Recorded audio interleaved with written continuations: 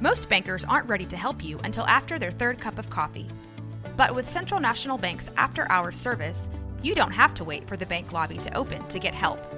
You can contact us from 6 to 8:30 in the morning or from 5 to 10 in the evening, and we'll connect you to a real, live, local person who can answer questions and fix problems 7 days a week.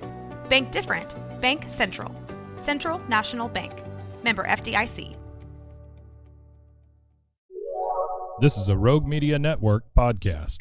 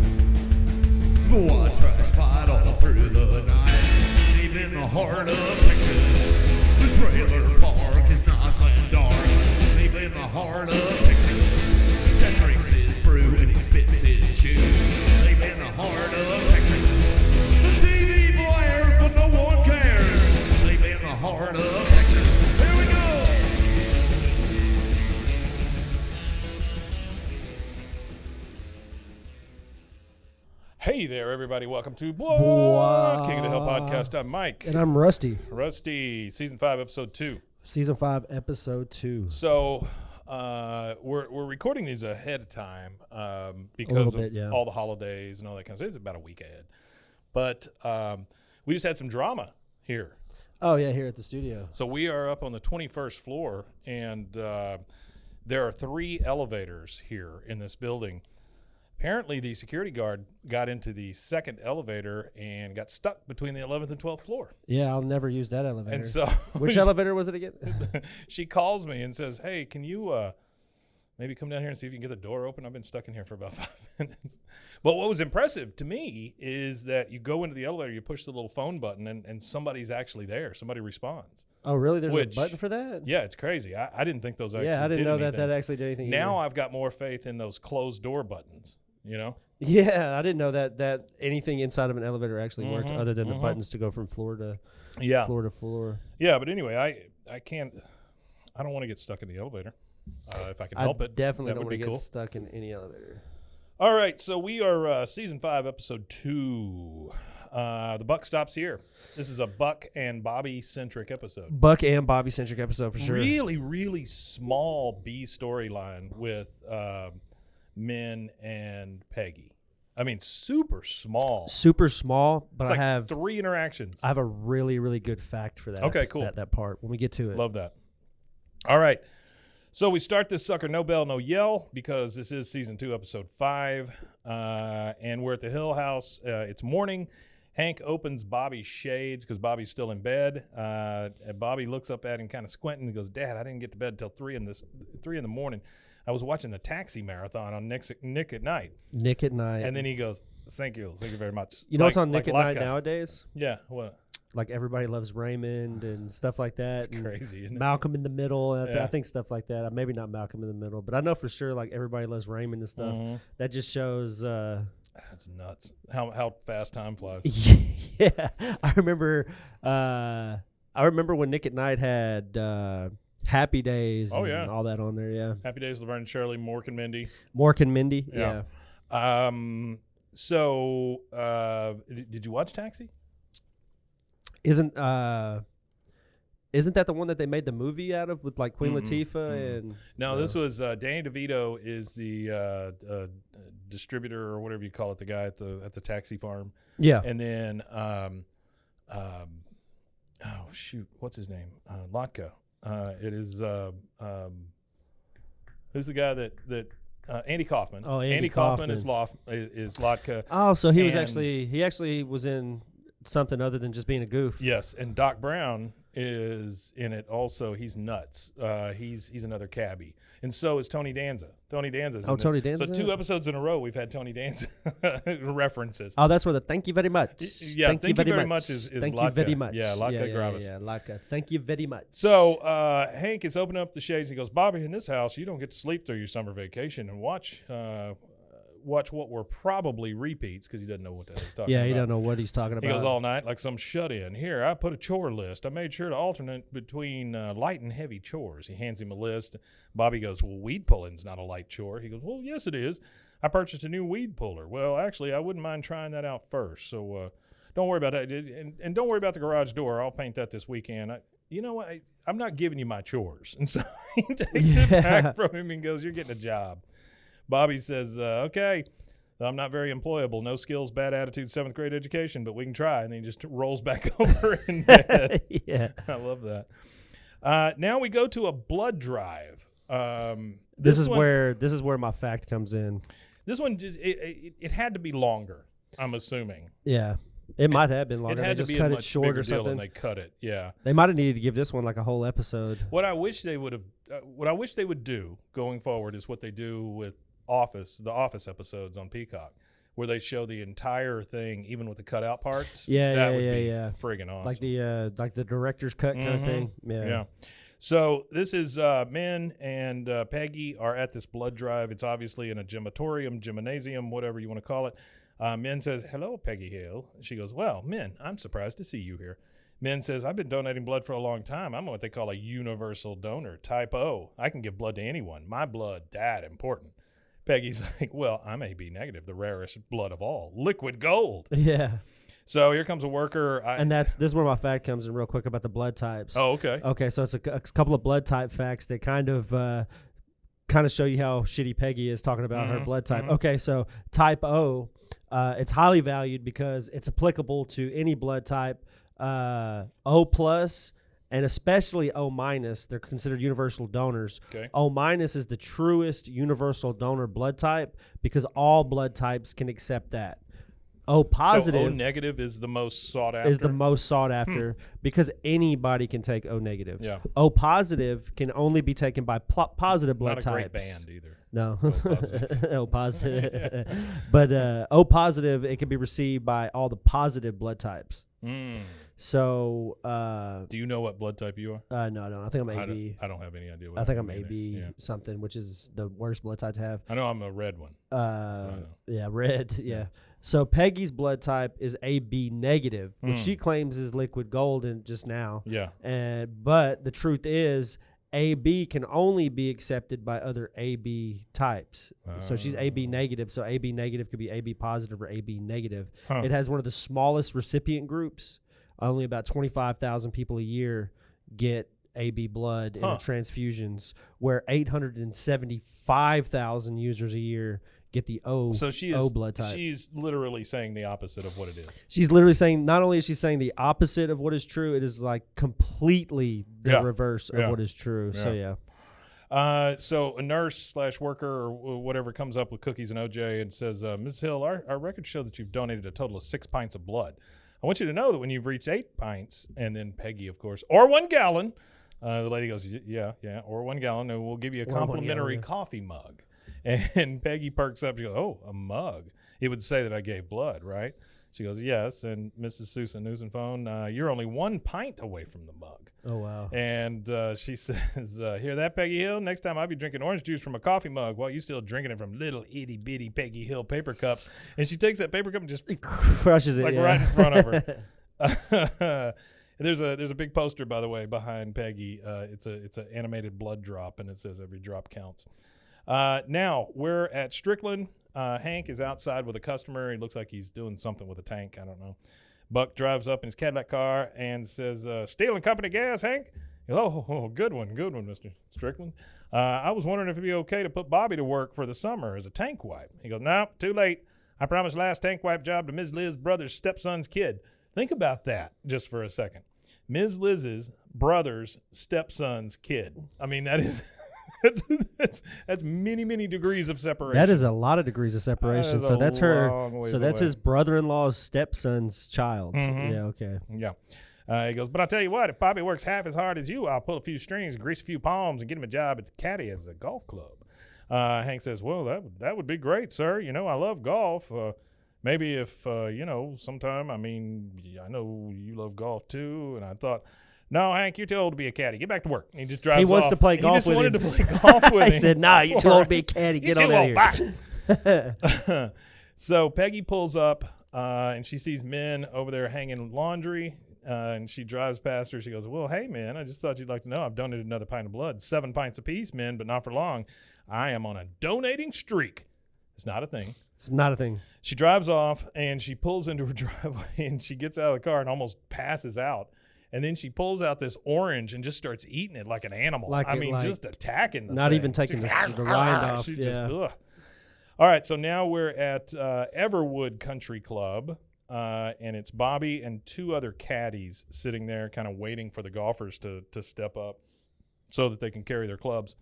One of the caddies says the trick to being picked by a golfer is to make sure you make eye contact. Look alert. They like that. If you don't get picked, you end up sitting on your butt all day. And, of course, when Bobby hears this, he's like, oh, there you go. He goes, thanks for the tip. So they all sit up straight. Bobby's just slouching like crazy. And then the golfers come and pick the other 2 kids. And Bobby's just happy to just not have to do anything.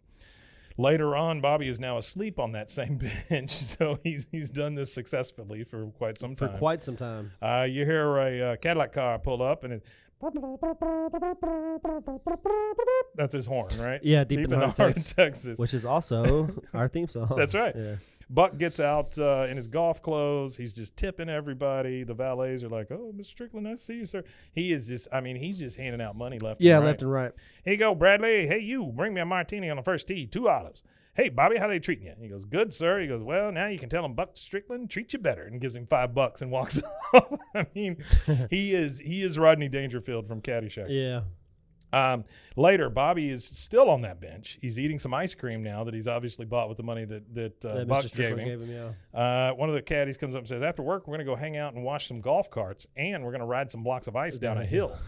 And Bobby's like, well, I'm not really interested in watching carts, but give me a shout when you're ready to do that ice riding thing. And then he just shakes up his chocolate milk. Yeah. It goes to a little later, and the 2 caddies are pushing these. This is something that seems like out of the Three Stooges to me, giant blocks of ice that you're sliding on down a hill. Where are they getting giant blocks of ice from? Where do you get the 1930s? Well, that's what I'm saying. You remember they used to have those giant things that you open up that the big tongs or whatever. Yeah, it was like you would pull them apart and they would grab it. Yeah.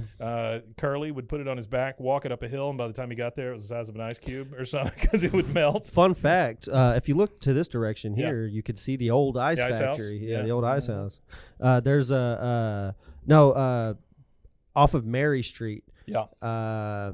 Close to where I think it's Mary Street. No, it's not Mary Street. It's Columbus. Okay. It's further up though. Okay. There's the old where they used to actually make these big blocks of ice back in the 30s and stuff. Yeah.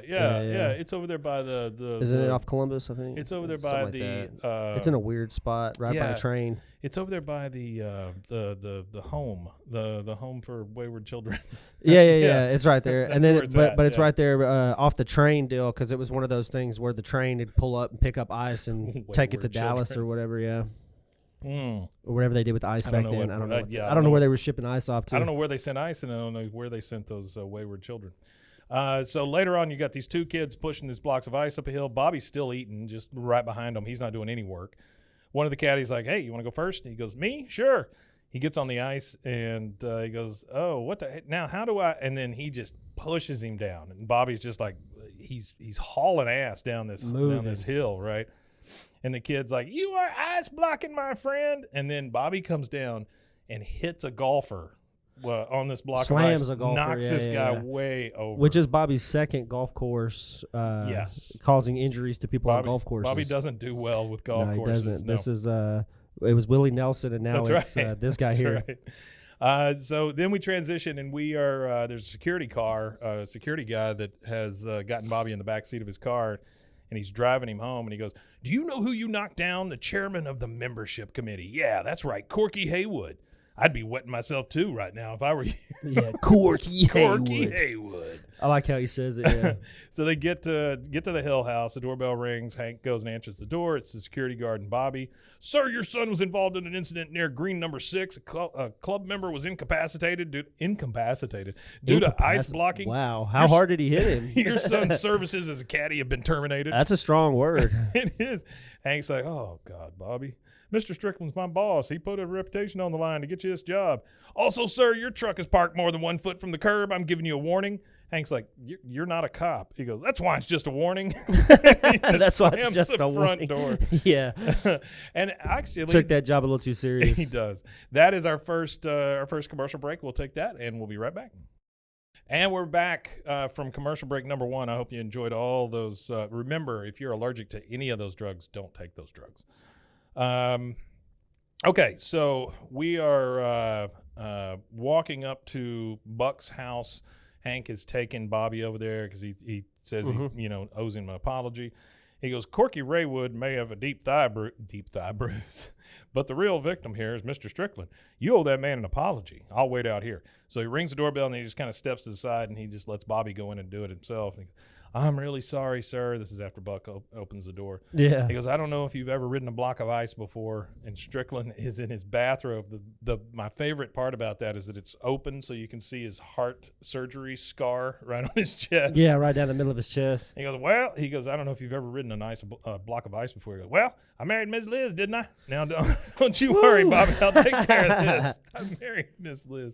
He goes, but that security guy said I was fired. He goes, that security guard's fired.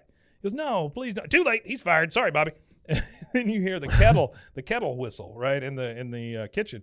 He goes, I was making a hot toddy before you showed up. You want a hot toddy? Hot toddy will calm your nerves. He's giving a child a hot toddy. And Bobby, thankfully, goes, no, thank you, sir.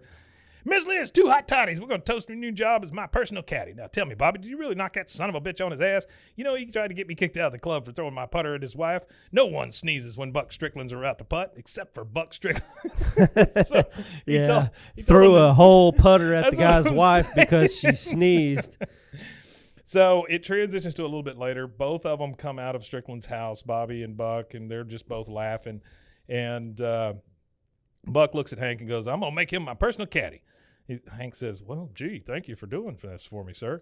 Not doing it for you. I'm doing it for Bobby. He reminds me of my boy. He goes, oh, I didn't know you had a son. Yeah. He goes, yeah, lives in a different town, different women. Name's Roy, Ray, something like that. After 16 years, I'm too embarrassed to ask. Jesus. That's horrible. Yeah. What a guy. Yeah. Jody Roy Strickland, who we meet later on. This is the first mention of his son. After 16 years, I'm too afraid to ask. Yeah. We meet him again in another episode. Let's see real quick. Oh, it's the one where Hank gets drunk up on stage, right? Yeah, the one where he gets drunk. Yep. Episode. At the Eternal Flame ceremony. What happens at the National Propane Gas Convention in Memphis stays at the National Propane Gas Convention in Memphis. That's like season 13. Yeah, it's way down there. Wow, yeah, that's way, way down there. Season 13. Okay, so now we're at the golf range. I'm assuming it's the next day. Bobby says, 18 holes. I've never walked that far in my life. It's just him and Buck. And Buck said, well, you're not going to start now. Toss those clubs in the cart and take the driver's seat. You hungry, Bobby? Yes, sir, I am, because Bobby's always hungry. Mm-hmm. Both of them are in the golf cart. Bobby's driving. He goes, well, how about a couple of hot dogs with everything on them? And Bobby's just like, oh, fantastic. I mean, Bobby has hit the mother load as far as he's concerned, right? He gets to drive a golf cart. Absolutely. He gives him money. He seems important.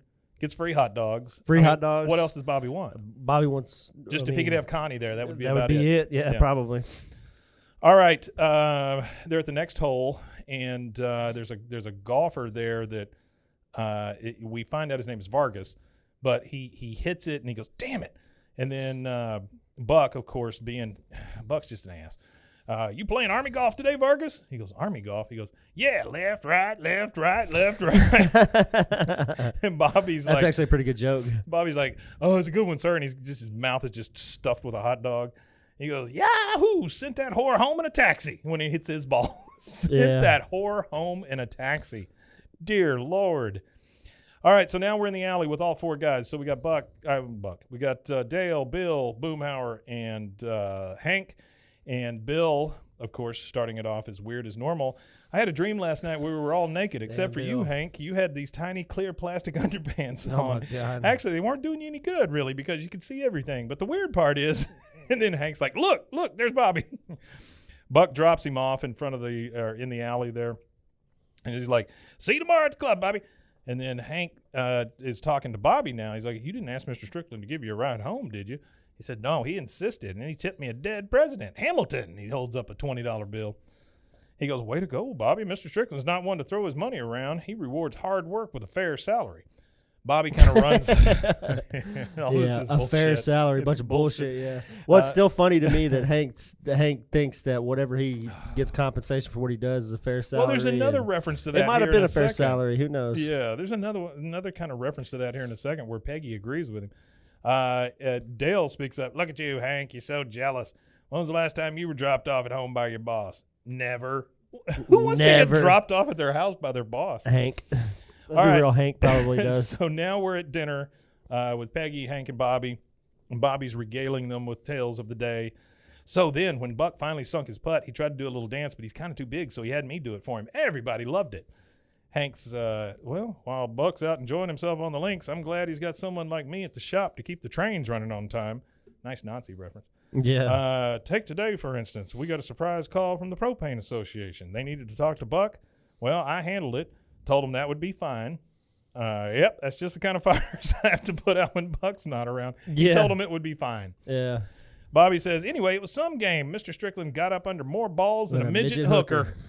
That's a good joke. Of course, Peggy and Hank are just like, Bobby, where'd you learn language like that? The television? He goes, no, nope, Mr. Strickland. Yeah, got to blame it on Mr. Strickland. Hank says, just because you're his caddy does not give you the right to repeat it.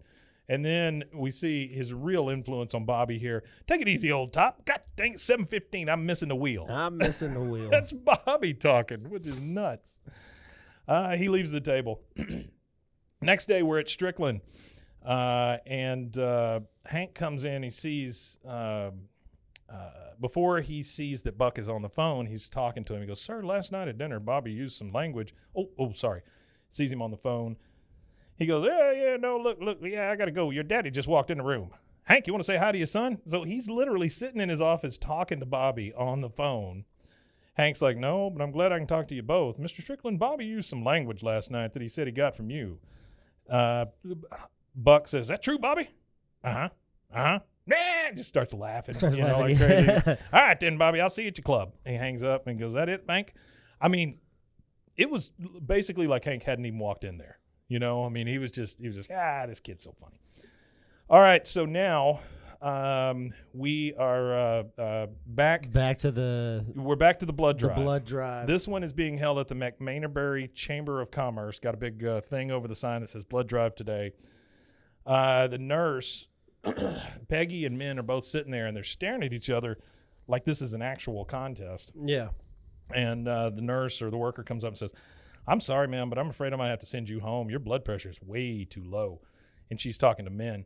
Peggy, of course, takes this as any opportunity. And that's crazy. If you're like a normal, average human being in the world, and you go to a doctor and they tell you your blood pressure is too low because you keep donating blood, it's too much. Yeah, it's too much. Way too much. Peggy takes this as an opportunity to get to Min and goes, "Oh darn, no mug for Min." And then the lady looks at her and goes, or she's still talking to Min. She goes, "Did you get blood recently?" She goes, "Yes, but so did she." Twice. See? And she pulls up Peggy's sleeves, and there's a couple of she's already got Band-Aids. Yeah, and she goes, you do not have to take it from my vein in my arm. You can take it from one in the back of my leg. And that's crazy, yeah. The lady's just like, both of you get out of here. Go home. It's like a dough pit or something. It is. She says, I'm not giving you a mug. You can have a cookie. So she tries to offer him a cookie, and Peggy's like, I do not want a cookie. I want that mug. And then they both kind of try to grab at the mug that the lady's handling, and it says, I heart giving blood on it. Neither one of them can reach it because they're both just out of any kind of energy. Out of it, yeah. Because they've given up all their freaking blood. Well, just imagine the first people to do blood stuff like that. Just to like, how do they get to the point to where they know exactly how much to take out of you? Imagine the first guy they took blood out of. It's like, 4 pints. Too much. Oh, he's dead. Well, it was a barber. Next. It was a barber originally. Oh, also, a barber. Barbers would take your blood. Yeah. Barbers were like the doctors, doctors, dentists, all that. Yeah, because I know a lot of Wild West dentistry. Oh yeah, sure. Because Doc Holliday, the guy from the famous Wyatt Earp stuff, that's where he got his morphine. He was actually a dentist. Yeah. He was actually a dentist, and he used to do dental work. And he went out there, but he went out there for his lungs. But he did dentistry. Yeah. So Peggy, as Min leaves, Peggy kind of sneaks around. She takes both the Band-Aid patches off of her arms. She pinches her cheeks so she can get some color back in her face. And then she sneaks into another doctor, and she gets up on the table and goes, "Come on, what are you waiting for? Let's save some lives." But again, this storyline, it's just not much. It's not. There's not much in there. It's funny, though. It is funny, sure. All right, so now we're back on the golf course. Buck is driving. He said, "You ready to lose, Prattley? Look out." And then he hits the ball. Shoot. It goes through the grass. And so they're both over there looking for it in the grass. Obviously, he was playing Lane Prattley. Yeah. The car salesman, Lane Prattley. Yeah. So now where'd that little son of a gun get to? And Bobby's over there in the grass. He goes, "It's over here, Mr. Strickland." And they look down, and the ball is right in front of a tree. So, like, trying to get it over to the green from around that tree just seems impossible, right? And so Buck kind of steps up to the ball, kicks it, and then pretends like he's falling down. He goes, "I almost broke my neck tripping over that ball." This is where Bobby starts to realize kind of what's going on. Yeah, he's starting to question the ethics here. Yeah. He's starting to question some of the ethics of the situation. He looks at Buck, and he goes, "Well, isn't that cheating, Mr. Strickland?" He goes, "I'm not going to lie to you, Bobby. Nope, just being clumsy." Well, yeah, that was a lie. I'm not going to lie to you, That was Bobby, a lie. but it's not against the law. There's no law against being clumsy. That is, unless you call it. And then Buck just laughs. He knocks the ball again, and you hear it go into the lake. You hear a couple of geese starting to squawk. And he goes, "Go find that ball, Bobby. Find it someplace good." And he gives him some money. It's starting to get to Bobby, right? So we're starting to see that morality play come into focus here. Now we're with Hank in his garage. He's got his clubs out because he does enjoy golfing. Yeah, he does. Yeah. Yeah, he's we've seen him golf. Yeah. Yeah. He golfed with Willie Nelson. Buck drops off Bobby out front. You don't really see him, but you hear him. "Well, see you later, Bobby. Remember to soak those feet." Bobby comes into the garage where Hank's at, and he goes, "So, Bobby, I thought maybe we'd go golfing tomorrow, just the two of us." He goes, Just keeps on walking, and Hank's like following him. He goes, "Well, give your mother a chance to recuperate." Walks in the house. Peggy is still passed out on the couch. Yeah. She's just like, "Meh." Bobby says, "I can't, Dad. Buck asked me to caddy for him this weekend, and we are teeing off at 9 a.m. tomorrow." He said, "Isn't that Mr. Strickland's watch?" He notices the watch that Bobby's got on. Yeah. "Well, it's my watch now. He gave it to me as a gift."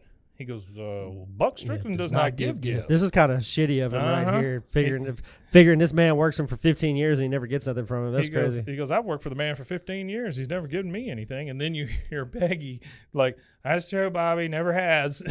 Never given him anything." Shitty Peggy. He goes, Mr. Strickland probably just lent it to you." Bobby says, "No, he gave it to me for helping him get the best score of his life." He goes, "Well, what did he shoot?" He goes, "a 65. "Wait, well, that's a course record." Bobby says, "Yeah, he was having some trouble, but I bailed him out with my trusty hand wedge." And Hank's like, "Well, Bobby, that's cheating." He goes, "Well, there was money on the game. Besides, Lane Prattley's a horse's ass." Yeah, Lane Prattley's a horse's ass. He goes, You're giving that watch back." He says, "No, I'm not. Mr. Strickland gave me that watch, and it's Mr. Strickland who gave me my money." He said he asked me to jump, and I say how high. He asked me to cheat, and we're on the green in 2. Whoa, that's beyond cheating. Hank says, "Well, there's no That's getting beyond around." cheating. He goes, "There's no getting around the rules in this house. If you feel like cheating and lying so much, why don't you go to Buck's house?" "Well, all right, maybe I will." He goes, "Fine, I'll drive you." Peggy finally perks up. She's like, "Hank, what are you doing?" He goes, "I know what I'm doing." She goes, "Well, sounds like you know what you're doing, but I'm still too lightheaded to really fully comprehend your plan." Hank says, "Well, Buck's no babysitter. He'll turn Bobby away the minute he sets foot on his doorstep." She goes, "All right, I can't handle 1,000 details, Hank. Just give me the broad strokes." I mean, she is out of it. Yeah, way out of it. And then Hank drops Bobby off at Buck's. Bobby goes right in, closes the door, and then it just kind of goes to Hank, and he's super depressed because his plan really didn't work. Yeah, it backfired on him. What he wanted really didn't work. He wanted to try to teach Bobby a lesson, but the lesson is Bobby's wild. The lesson is we're about 15 minutes in, and you got to make it to 22. Yeah, So, yeah, for sure. That's a second commercial break. We're going to go ahead and take that, and we'll be right back. Okay, and we are back. We are now in Hank's house. He comes in through the front door, and he's talking to Peggy, who is still on the couch. He goes, "Did Bobby phone home yet?" She goes, "Where is Bobby?" I mean, she is out. He goes, well, he's still at Bucks, but believe me, after a couple hours without his nightlight and his humidifier, he'll be begging to come home. And then we transition actually to the next day. So I don't know why he's letting his preteen or teenager sleep at Buck Strickland's house. Yeah, I don't know. That is I don't weird. know. So it's the next day. Hank is parked in front of Buck's. He's just kind of checking his watch because Bobby should have come out by now. He sees the door kind of open a little bit, so he goes up to the front door, and the housekeeper, Lupino, answers the door. He goes, hello, Lupino. Sorry to disturb you. I need to talk to Mr. Strickland. She says, Mr. Strickland went to Hot Springs, Arkansas. I press his gambling suit, and I pack his naked lady playing cards. He goes last night with Mr. Hill. Hank's like, well, I'm Mr. Hill. He goes, no, little Mr. Hill. Okay. I just want to hit this real quick. Yeah. Hot Springs, Arkansas stuff. Okay, so Hot Springs, Arkansas, a lot of people don't know. It actually has a really rich history for just some little town. Well, it's the capital of Arkansas. Never been? Never, ever been to Hot Springs. But it's got a huge baseball history. Yeah. Really rich early baseball history. Well, I think a lot of train tracks went through there, right? Yeah, I think that's what it was. It was home of like baseball training camps, and they say that it was the birthplace of spring training for baseball. Well, that's kind of like Marlin here in Texas. Yeah. Did you know it was such like a big baseball thing? No, I didn't know that. Yeah, a lot of the Negro League teams and stuff would come through there. Yeah. And apparently they came through, the Yankees came through one time and played the Negro League team that was playing Right there. in that area. I know that we Which is had crazy. Katy Park here in Yeah. Waco. That was huge with the Katy Pirates, Yeah. or the Waco Pirates, and they actually were a part of the Major League Baseball, from what I understand. That Well, for that time apparently they're period. building another baseball stadium here Babe in Ruth town. played there, Yeah. or something like that. Yeah, I remember I it was a don't big doubt that. deal. It used to be right there where Yeah. the Magnolia stuff is, Yeah. right around there.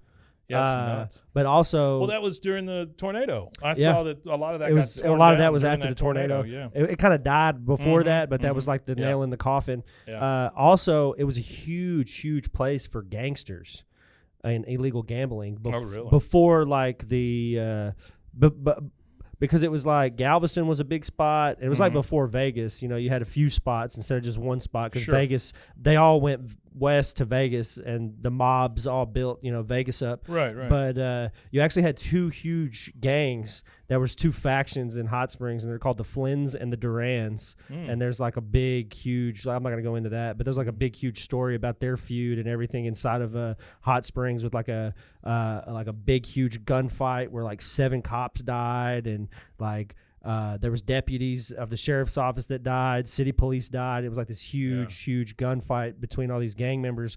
But Al Capone used to go there and gamble and stuff like that. It was a retreat for him because Hot Springs is a resort, a resort Well, area. you know what they're referring to, right? Are those springs that come up out of the ground? Yeah. They've got a lot of hot springs there. I've been in there, Arkansas. I've been there one time, and I had some of the best barbecue I've ever had in my life when I went there. Yeah, It's a cool weird little town. town. Yeah, it's a it's a cool weird little little town. town. Very but- historic. But it's very touristy at this point. you Yeah, know? they say about 1 million gallons of 143-degree water flow through their hot springs Crazy. every day. So she tells him, no, little Mr. Hill. He goes, dang it. All right. If Mr. Strickland calls, you tell him, dun, dun, dun. I'm taking a personal day. I mean, that's how it comes across. It's just so. Okay. So now we're in Hot Springs. And we know that because Bobby is wearing a shirt that says, I'm hot for Hot Springs. Hot for Hot Springs. Bobby and Mr. Strickland are at the dog races, Which- which is where you want to take a kid. Which Hot Springs, Arkansas, actually does not have a dog racetrack. They have a horse racetrack. Really? Yeah. That was one of the fun facts. Well, Mr. Strickland is quizzing Bobby about being at the dog races. He goes, you ever been to the dog races, Bobby? He goes, no, not one as organized as this. What does that mean? He's been to dog races, but not an organized one? I guess mean, so. is this just neighborhood dog races? Yeah. Bobby says, do they still let the monkeys ride the dogs around the track? He goes, Is that "No." something they used to really do? Yeah. Yeah. No, not since the 40s. Nothing like seeing a monkey whip a dog down the backstretch.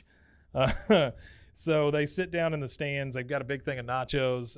He goes, Bobby, you going to be my wallet caddy. Hands him his wallet. And he goes, now don't lose it. I got all my betting money in there. He goes, okay. He goes, all right, now I put my money on Wonder Dog. And Bobby says, I like that name. He goes, yeah. I saw Wonder Dog dump a load before the race. Means he'll run light. Then you hear the the PA announcer come on, and he's starting to talk about the dogs. Look out, folks! Here comes the bunny. And if you know anything about greyhound racing, they have like a fake rabbit that runs around the track. Yeah, they got that mechanical rabbit basically that pops up and then sprints, so they'll chase it. Yeah. And so he's like, "Go Wonder Dog, Bobby! Go Wonder Dog!" He says, and then we see that I believe the rabbit comes off the track. And all the dogs just attack it like in a circle. Yeah, at the end. But Wonder Dog runs off and he wins the race. Yeah. So he's like, "Wallet caddy, hand me my wallet. We're going again." All right, so now we're back in on the Hills Street there, Rainy Street, and you see men working in her yard. And then over the fence, you hear, "Hey, men. Hey, men." Down here, men. Min goes and looks over the fence. Peggy is on the ground, crawling through the grass, like with belly on the ground, bloodless. And she's like, "Down here, men." And she's got the damn mug in her hand. And Min says, "That's not real. You made that yourself. They wouldn't take any more blood from you." This feud is crazy. A blood feud, real blood feud. Peggy says, "Well, maybe not in Arlen, maybe not in McManerberry, but Min, there's a little town called Houston. And when that construction crane fell over, they didn't have time to ask questions." It's so rough. That is rough. Min says, "You're lying." She goes, "I would not be down here gloating if I were. I think I'll go inside and brew some coffee." And then Min just kind of lays off or runs off or leaves angry. And that's the sad thing about like when you donate blood, like there's nothing that gets you feeling better faster. Time. No. You have to wait for your body to build back up that blood. That sucks. So she says, isn't it crazy though that your body built like it's regenerates nuts. that blood once you take it out? Yeah. It like blood comes back somehow. Peggy says she's gonna go inside and brew some coffee, and yet she still lays on the ground, and you just hear her, "Yep, oh, it's gonna taste sweet," and then she just keeps laying on the ground. Yeah. All right, so we're now back. Bobby and Buck are laying in hot tubs. Buck says, "Now you see, your daddy wouldn't know how to have a good time like this." Bobby says, "No, sir, he would not." Then the towel man comes in. He's an older guy. Buck gets out of the hot tub, and this is when you don't like Buck. He goes, Not at all. He goes, "Hey, old timer, you know where Rooster's crap game is tonight?" And he shows the guy some money. The guy says, "Rooster's crap game is between 4th and 5th Street. Go around back, knock twice, and slip $20 under the door." Then Buck looks at Bobby and goes, "You ever see someone fish for $40, Bobby?" He says, "No." He goes, "Watch this." And he just throws the money into the money. water. Yeah. The poor guy goes after it. I mean, because he doesn't make any money. Yeah. And even if I didn't make any money, I don't know if I would allow it's just somebody. crappy, man. I don't know as a human being, I would allow somebody to degrade me like that. I would rather not fish for the $40. Well, it's not only that; it's what he says after. He goes, "Look at him go! He makes in a year what I make in a week." God, that sucks. That's shitty. Yeah, that sucks. That's real shitty. Bobby just looks really repulsed. Yeah, there was a live streamer XQC that it was just the reason why I'm discussing this because it's kind of relevant a little bit. It was like a week within this week that he was doing some random app where you randomly chat with somebody on the internet like Omegle or whatever. Yeah. And this one kid came up and it was real a faux pas. He didn't mean anything racial by it, but it happened to be a black kid that he said it to, and he said, he said, "My 1 day check, I could buy your whole bloodline." And I don't think he didn't mean it that way because he's from French Canada anyway, so he did like the racial connotation is not really there for him. But it was kind of that's still rough, to say. Yeah, but later on that same stream, he gave another young kid like $3,500 to buy a PC with. So I mean. Wow. It all balanced out, I guess. So the next thing we see is Hank is pulled over on the side of the road with a cop behind him, and the cop says to Hank, "Thanks for letting me know that my taillight was out." Hank says, "Well, I'd want you to do the same for me, officer. Say, can you tell me how much further it is to Hot Springs?" He goes, "Oh, about another hour and a half." He goes, "All right, drive carefully now." And the cop walks off and says, "I will." I mean, is it known to be a rough place? I don't know that it's necessarily known to be a rough place. I mean, whenever I think of Hot Springs, I kind of think of Memphis. Memphis was a little sketchy. Oh, Memphis is some places. definitely still sketchy. West Memphis, I think is what it is. West Memphis is really, really rough. A little sketchy. It's where all the rap music and there's a lot of rappers and stuff that come out of Memphis. So now you see a cab pull up into this alley. This is not the alley on Rainy Street. This is the alley downtown where they're looking for Rooster's card game or dice game or whatever he's playing.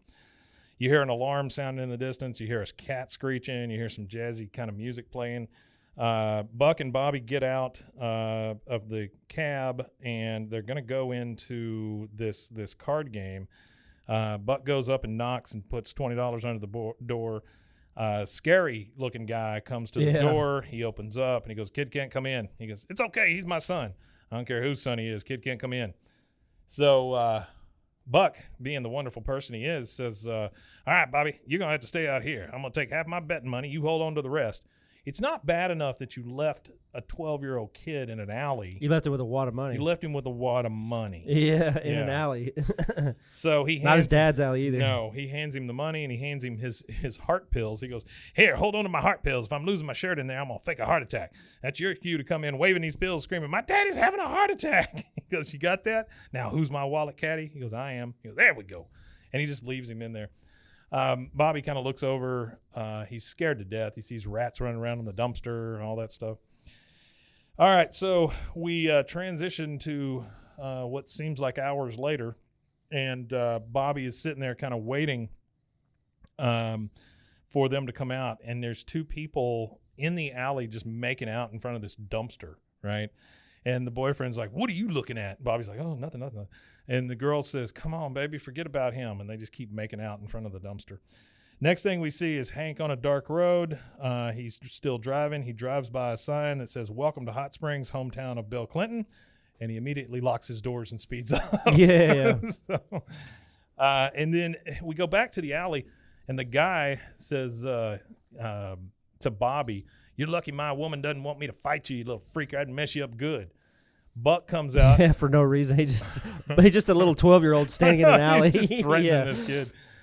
Buck comes out, and of course his shirt's off, and all this. Buck is in his manic phase.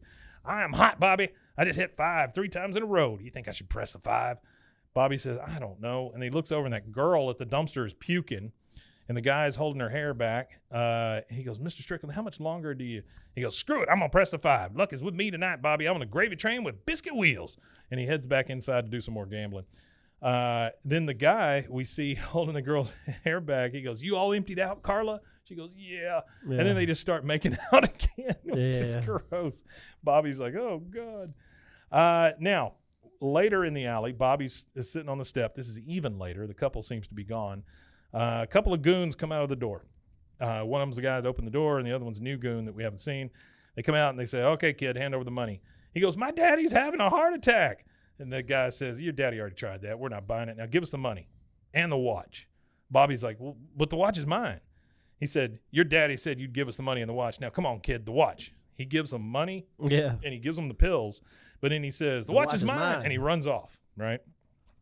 So now we're back inside, and we can see that Buck is being held down against his will by some gangsters at this point, trying to get the money out of him. And he goes, "You get what you needed, Rooster? Boy give you the money and the watch?" Rooster, who we're just introduced to, says, "The boy gave us the money, took off with the watch." He goes, "What? God dang it, Bobby. I think I'm having an infarction." He jumps up like he's having a heart attack. Rooster says, "Just look through his pockets and take his shoes." So, I mean, we know these are not run-of-the-mill. No, they're not. This is not a run-of-the-mill card game. It's not at all, especially if they take your shoes. You got to be in a really bad situation to get your shoes stole. Not great. Can I tell you a story real quick? Yeah. When we went to, Buddy and I went to Memphis. So we drove from here through the States or whatever to Memphis because we were going to Graceland. Yeah. Have I told you this story before? No. Okay. So we get there and we stay in this hotel that is, I think it was like $20 a night, right? It's bad. It's not a great place. Not a great one. Outside door, that kind of thing. I'm pretty sure I heard some gunshots in the alley that night or whatever, but we go into this hotel room and it smells like Raid, number one, because they've just cleaned it out, I guess, quote unquote, cleaned it out. Yeah. You go into the bathroom, there's dog food on the floor, there's a big hole in the ceiling. And so I volunteered. Did you ever find the dog? No. Okay. Thank God. I volunteered to stay up. When my buddy wanted to go down to, actually, we both went down to Gillies. Right. And so we're just like, we're in Memphis. Let's go see what's going on. So we went on to Gillies. I'm tired. I've been driving all freaking day. At a certain point, after a couple of drinks, I'm just like, listen, I'm going to go back to the hotel room. He goes, I'm going to stay. I'll walk back. Okay. All right. We're just stupid enough to do that. Yeah. About 3 a.m., I still got all my clothes on. I'm laying on top of the bed, right? Because I'm there's not no point. having nothing to do with that bed. I hear this bang, bang, bang, bang on the door. So I get up. That's always freaky in the middle of the night in a motel. When in a somebody's random banging on place your too, door. somewhere Yeah. you're not familiar with. He comes running in, and he's like, oh, thank God.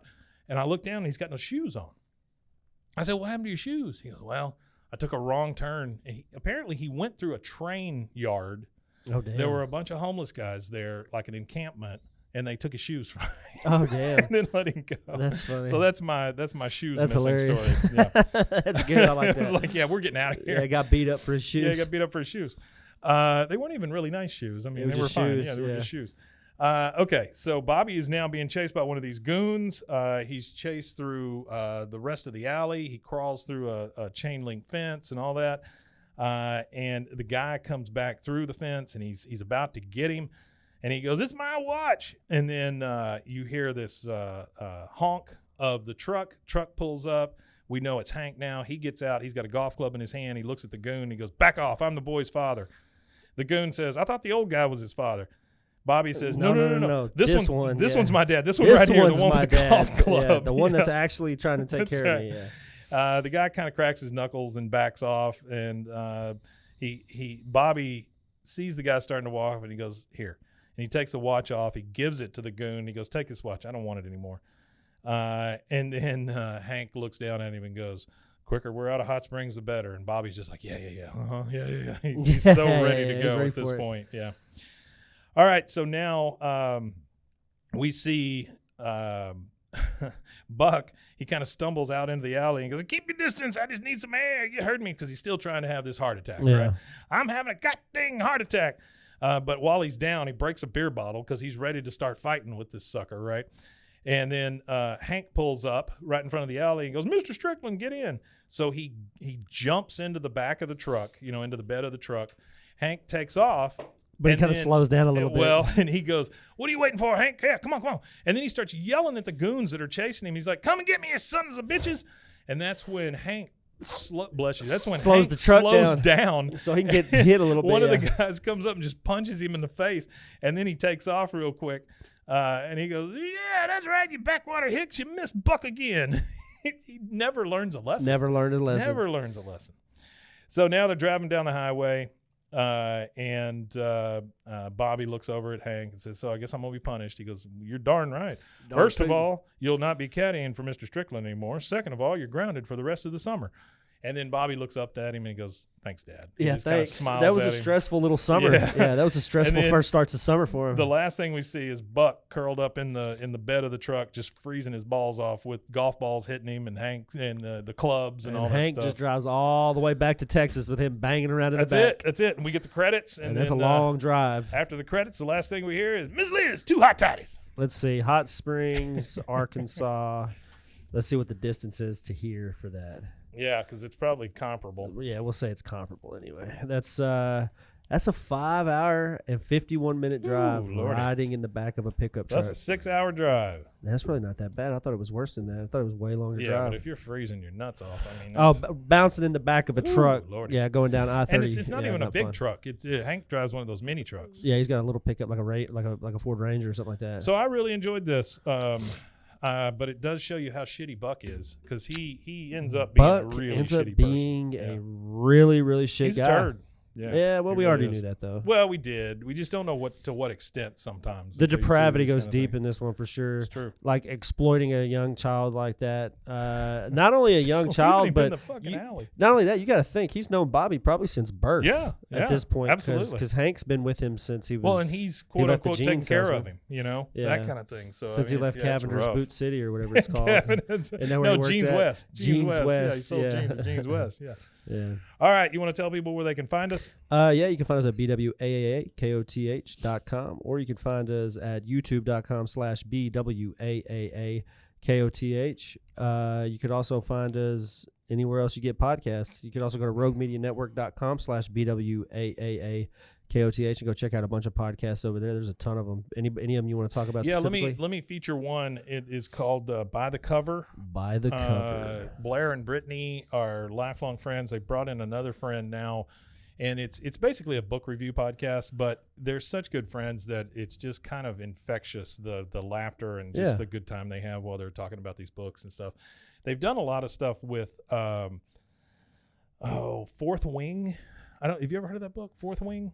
No. Apparently it's like this huge book that like was all sold out for a very long time and all this stuff. Anyway, they're covering the second one in that series now. It's kind of like Game of Thrones or Hunger Games or whatever. It's one of those series. Like that. But anyway, they do a really great job, and I would just like for you guys to go check them out if you can. Buy the cover at roguemedianetwork.com. Check them out. Yeah, go check them out for sure. And we will see you again next week for Season 5, Episode 3. And still got a Friday coming up. Yep. And we're right in the thick of this Christmas season. If you're going to get somebody something and, you don't have much money, give them the gift of our podcast, I guess. Give them the gift of our podcast. Write down the URL on a card and give it to them or something. Pass it out. Let everybody know. We're going to, this holiday season, we've been talking about stickers forever, but this holiday season, we're going to get it all figured out and sorted out. I'll have time to sit down and pour through everything. So this is another opportunity, because the last time I said it, nobody said anything. This is another opportunity. Well, I think they're starting to not believe us. Yeah, they might be at that point. If you did not get a sticker, please just let us know. Let us know. Yeah, we'll send you a sticker. If you've already emailed me once before or messaged me once before, re-message me again. I'm going to go through and find all the ones that I can find. Yeah. And still, if you've sent one, please send me send it again. Your address and information again, and we will definitely get stuff sorted out. And also be on the lookout for merch as well. We're going to try to get some merch set up and get a little storefront set up for that. Also, I want to drop another line and ask you guys to let us know what kind of spinoff show you would like to hear. Yep. We'd love to do another show. It's just you're going to have to give us a subject. So let us know what you want us to go through, and we would happily start that show and just see how it turns out. That's it. We Matanye. We Matanye, indeed.